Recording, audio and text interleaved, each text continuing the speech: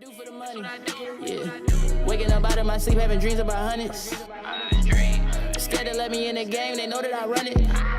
Every song give you my pain, that's how I turn nothing to song. This is a certified. What's good, chat, man? Next up, we got my boy Bronny and LeBron James, man.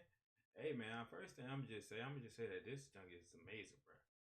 Just imagine like playing on the same playing field with your son, bro. As the pops, bro. This is just generational, bro. To be able to even see this, bro, right now is just crazy, man. Like, I can't imagine how it must feel to be LeBron James right now. Like, I ain't gonna lie, I don't even know if Bronny James gonna be putting up 20, 30 points, you know what I'm saying? But just to watch this though, bro, it's just gonna be something I'm gonna be wanting to see, bro. So I'm definitely gonna be tuned in for this.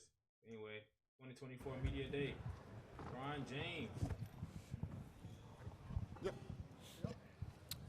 Hey, LeBron, at this point, there's nobody in NBA history that knows how to prepare for a season. Vince Carter, literally the only one, right, that had year 22, and he was playing in a bit more of a limited role. How do you approach it? Is it the same way that you always do because it has worked like this, or has that changed a little bit, especially in an Olympic year, when you're able to accomplish that as well? Well, I'm a little bit more advanced, in the Olympic year. So, like in 04 when I went into my second year, 08, 12, and now, 24, just because I've been playing all summer pretty much. So a little bit more advanced in everything. So excited about that, excited about getting to work tomorrow. And He been playing should be fun. Just imagine that, though. Like, bro is the greatest player of all time, and he been playing all year round. Like, just imagine. You know what I'm saying? Like, that's just so much motivation, bro. Just to say that you the greatest player of all time and you still grinding, working. Like, buddy ain't took a break yet. You know what I'm saying? And he got that look in his eye like he trying to prove something this year, for sure. Should be fun, really fun. Yeah, LeBron, good to see you again. Good luck this year. What's your level of excitement and anticipation of playing with your son? It's a lot of excitement. Just pure joy, to be honest, to be able to come to work every day, put in the work, hard work with your son, every day, and be able to see him continue to grow. We push each other. He pushed me, I push him. We push our teammates and vice versa. So just a very joyous, moment for not only for myself, but for our family. And, starting here today with Media Day, we've been in a couple photo booths, did an interview over there with Spectrum. That was pretty cool. So it's pretty awesome. Gives you a lot of life. It gives you a lot of life, especially when you're around young guys. I had a lot of fun, this summer with Ant-Man and Tyrese Halliburton and some of the young guys on the team. And they give you a lot of energy, a lot of life. So to be able to be alongside him, he's 19 years old, be 20 soon in October. It just gives you some more life and the rest of the young guys on the team. So it's awesome. Hey, LeBron. When we did this last year, it was coming off an off season where after you guys had been swept by Denver, you hinted at retirement. You were beat up pretty badly physically.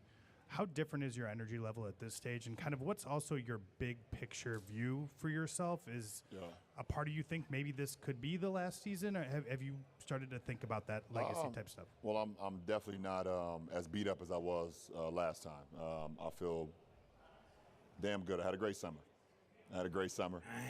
Body, was responded very well. Overseas, along with Team USA. So took care of that, and I kept that going, after, even when we, stopped playing, I kept it going. So I feel really good physically. Mentally, I feel really good, really sharp, very fresh. Looking forward to getting to work tomorrow. Have not thought about what the future holds, kind of just living in the moment. Especially, with Bronny being here too. I don't want to take this moment for granted. I've always kind of never gave myself an opportunity to kind of just like, take in the moments. But this is a moment that I may, enjoy a little bit more than just like my actual self. But I do feel good going into the season. Going into training camp tomorrow, I feel good. I feel, more advanced, like I said, with an Olympic year. Speaking of the Olympics, LeBron, one of the moments that you guys were able to accomplish over there in Paris, it seems like you've allowed yourself a bit this offseason to revel in it. The tattoo, the change in your avatar, reflecting on it. You've shared some photos from your guys' accomplishments over there. What did it mean for you, and did it add any fuel in the tank? Not that I'm suggesting it was waning, but it was like I got to feel that championship feeling, that gold medal feeling, and did it have any kind of impact on how much longer you could play in the NBA?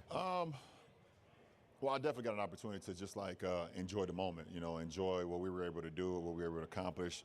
When you're along 11 other unbelievable, great talents, some of the best talent we've ever seen, it gives you like a lot of joy to be able to play the game, play it at a high level, come to work every day, push each other, and for myself individually to go out there at my age, the miles that I have, and to be able to play at the level I played at. It gave me like, okay, even more like a sense of, okay, I do have a lot in the tank, a lot. And I can help a big part of a team win the ultimate and whatever, if it's gold or if it's a Larry O'Brien trophy or whatever the case may be, I could still get it done. So that was pretty cool just from an individual standpoint to know that you could be out there with the best players in the world and still be able to have a big part of it, not only on the floor but off the floor too. So that was dope. Facts though, bro. Like you got to think about it, bro.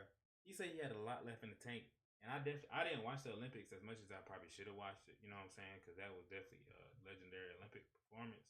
But LeBron was carrying the team single-handedly outside of Curry when it mattered most. LeBron was handling these teams. You know what I'm saying? And he the oldest, bro. You know what I'm saying?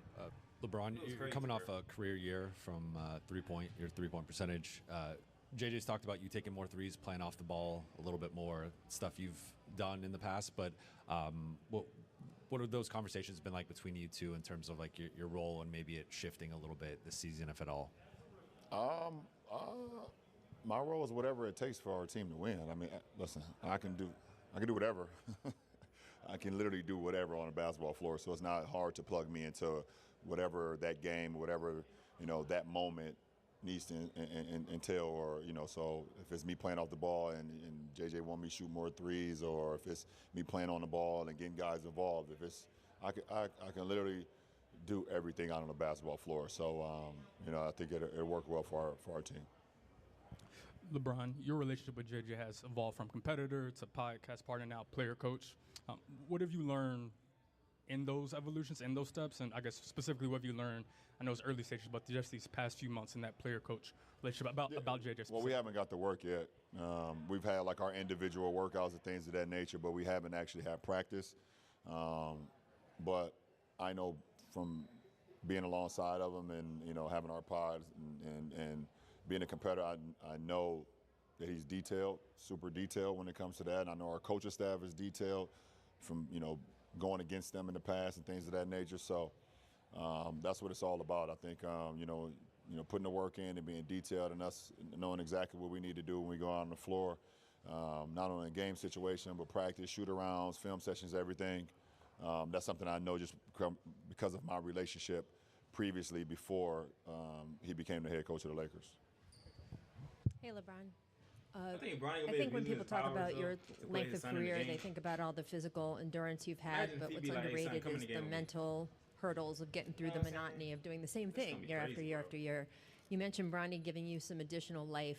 What are some of the ways that you think playing with him and just sort of having that new idea and that new challenge and that new relationship on the team are going to help you deal with all of that stuff? I mean, I don't know. I mean, obviously it's the first time, so I don't know. But I think just in the sense of just seeing, him continue to grow as a basketball player, no matter if it's here up, with us or if it's, down with the G League team, and him continue to get better and better and better. I don't know what that even looks like. His job is to, put the work in, get better and better, just like the rest of us.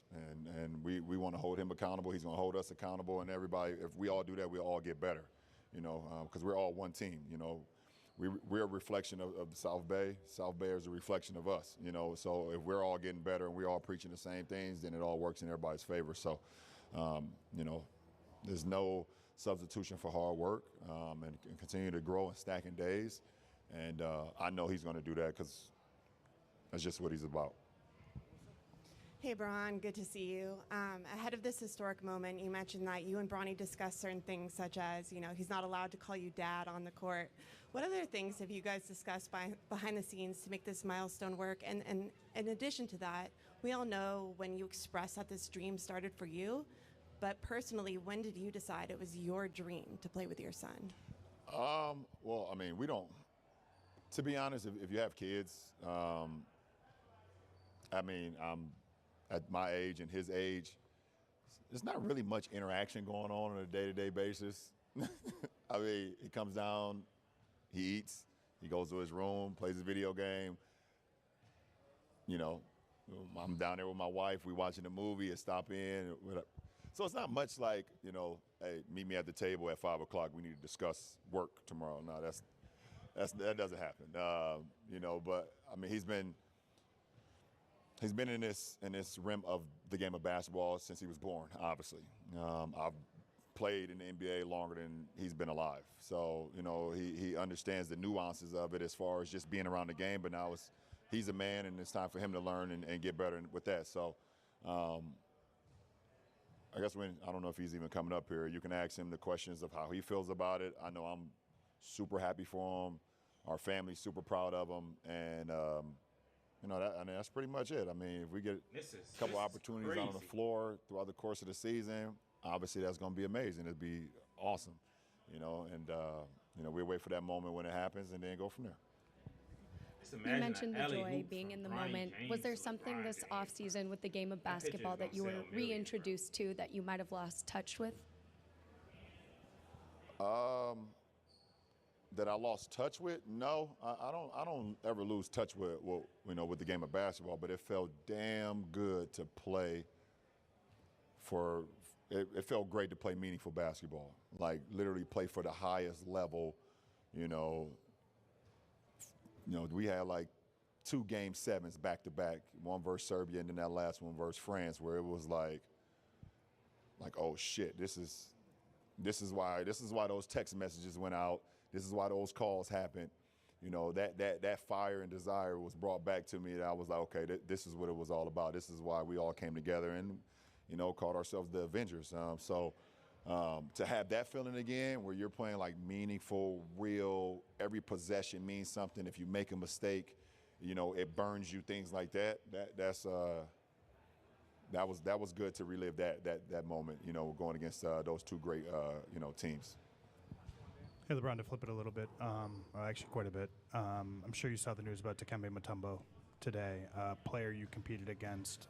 Just any memories you have about interacting with him on the floor, I mean, and just kind of your reaction. Yeah, I mean, first of all, I mean, my condolences goes to him, to his family. You know, and you know, obviously, you know, anytime a loved one is, you know, gone, it's a lot on the family. So, my condolences and well wishes goes to his family. Also goes to the NBA community as well. I mean, he's such a, you know, as a big part of the NBA. You know, when you're growing up and you think about like iconic moments in playoff history, you think about when they played the Supersonics and it was the 8th seed, and you just remember him getting that last rebound, those last blocks, and just holding that basketball on his back and like just in amazement. So.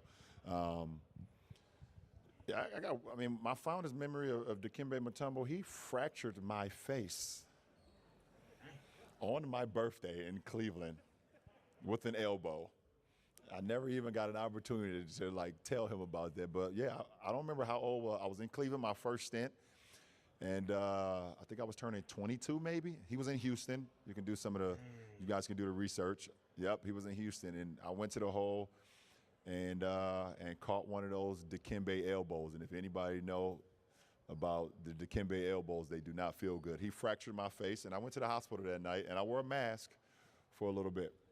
Yeah, so that is my memory of Dikembe.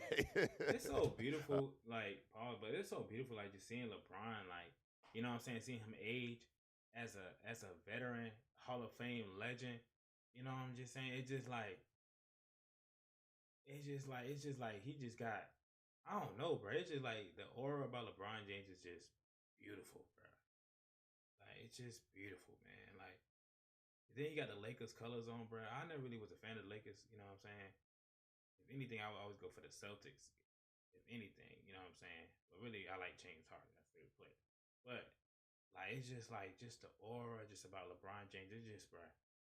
it's just beautiful just seeing him in his last phase of his career, bro. This song is beautiful. I appreciate it. Definitely take in.